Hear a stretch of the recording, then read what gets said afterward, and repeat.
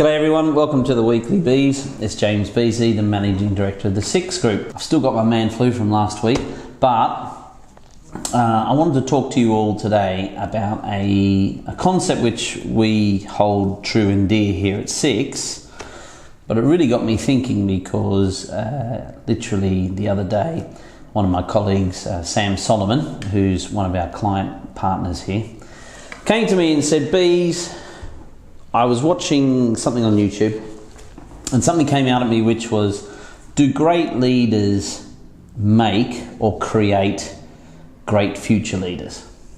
I thought, wow, that's a big question, Sam. And so I tried to answer it in this way. I said, well, one, what is a great leader?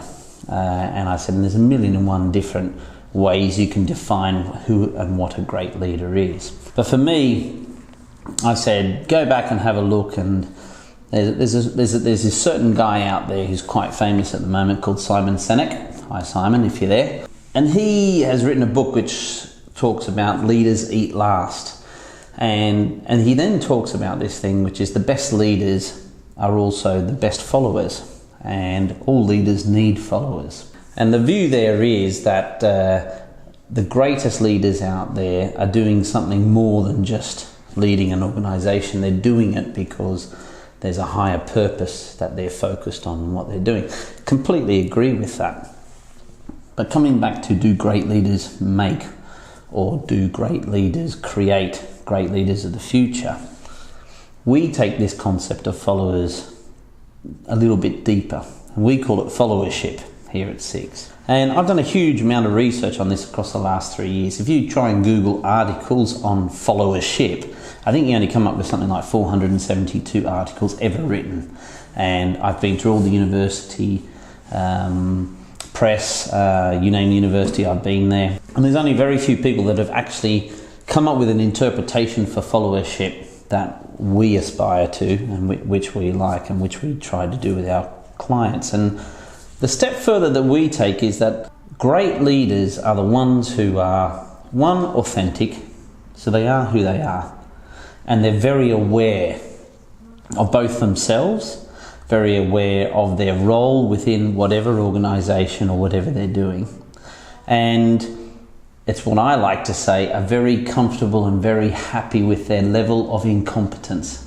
And if you think about that, happy with your level of incompetence. They've got to a certain stage in life, or they've come to a certain realization that they know they aren't the one that can lead every aspect of an organization, but become very comfortable in creating an organization and creating a platform where people can become leaders in certain aspects of managing an organization. And that for me is followership.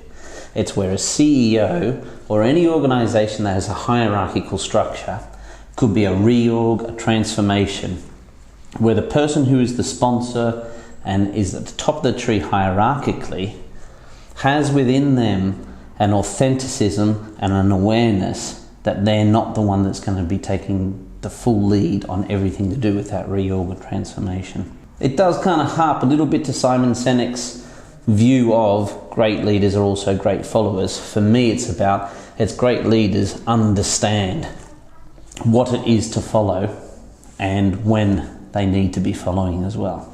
So I'd be really interested to hear people's comments on that. I've written something about it previously. You'll probably see it on our website.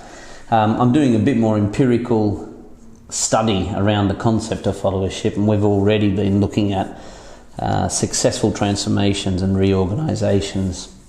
We've already mapped out 75 global transformations, and where this concept of followership has really contributed to the success of organisational change. And more recently, just last week, HBR released a study done by 2 professors in Australia which looked at the Officers Academy.